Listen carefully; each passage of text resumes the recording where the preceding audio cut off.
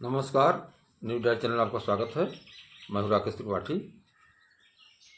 लोकसभा चुनाव चौथे चरण का हो चुका है। पांचवें चरण का चुनाव आगे सामने है। आज मैं बात करूंगा लोकसभा क्षेत्र 79 मिर्ज़ापुर की।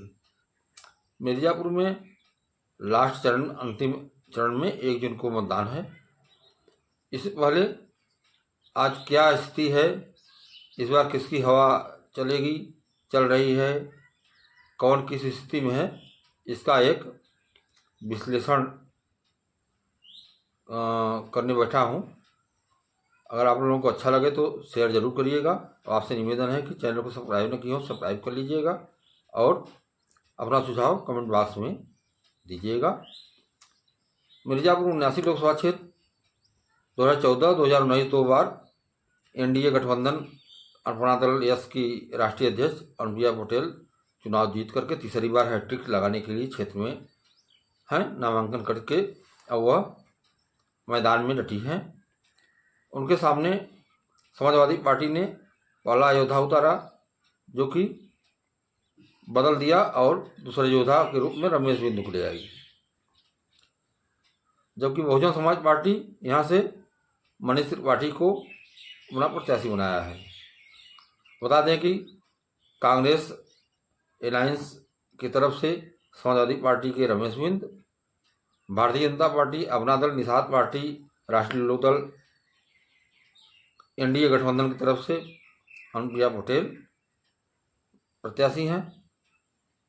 यहाँ पर इंडी गठबंधन तरफ से समाजवादी पार्टी द्वारा पहले प्रत्याशी राजेंद्र यश बिंद को बनाया गया था, जिनको बाद में ऐन मौके पर नामांकन के अंतिम समय में उनका नाम बदल करके उनके जगह पर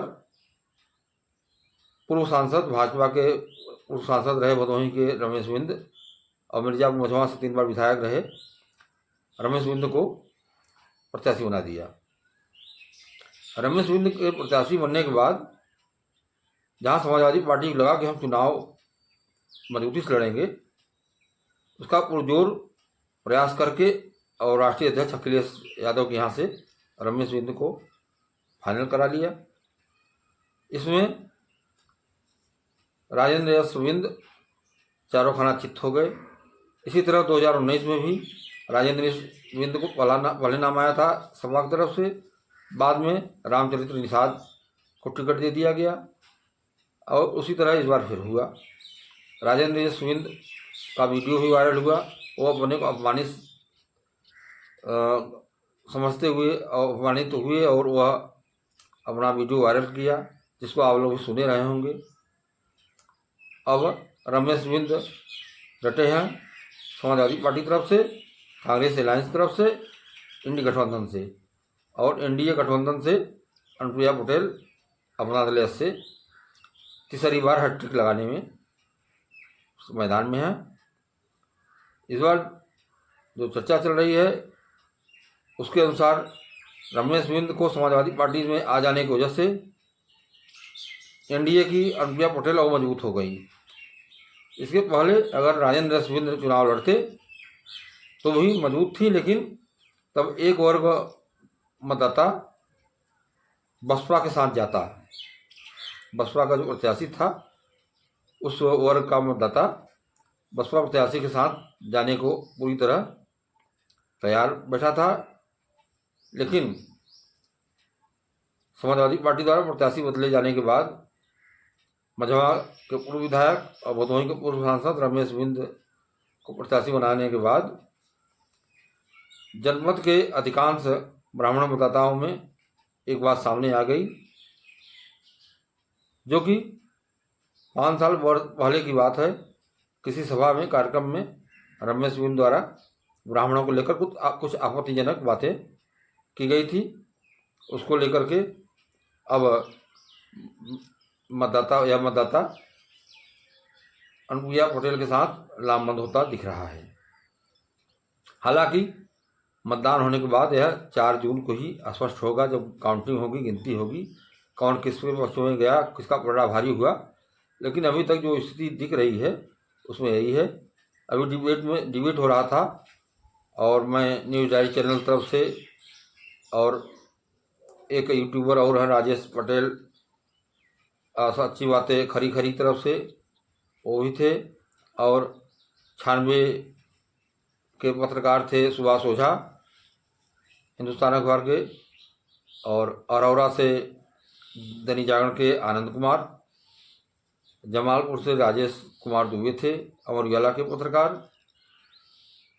और सब लोगों में बात हो रहा था यही, तो उसमें लबोलुआब यही चीज़ें सामने आई है कि लड़ाई त्रिकोणीय बनाने का प्रयास किया जा रहा है। अभी तक लड़ाई त्रिकोणीय बन नहीं पाई है, लड़ाई आमने सामने की है। और लोग ज़्यादा अंतिम समय में मतदाता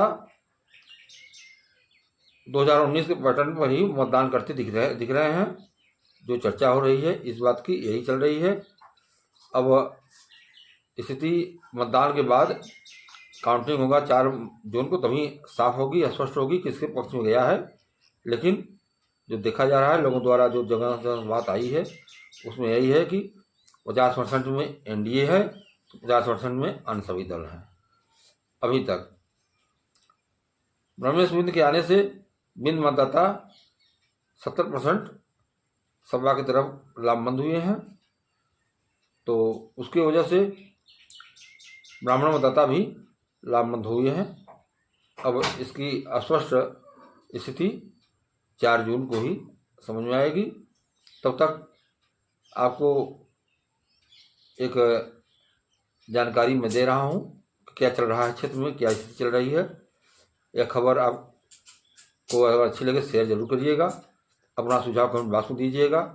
मैं निष्पक्ष रूप से यह बात सामने रखा हूँ, किसी का पक्षपात नहीं है इसमें। जो बातें सामने आई हैं, जो सुनाई दे रही है, जो चर्चा है, जो दिखाई दे रहा है, वो बात मैंने की है। इसी तरह आप साथ बने रहिएगा। आगे आने वाले समय में 5वें चरण का मतदान होने के बाद देश की स्थिति क्या है और कितने कितने सीटों पर कौन कौन पार्टियां जीत रही हैं, एक अनुमान आपको लेकर आपके साथ आऊँगा। नमस्कार।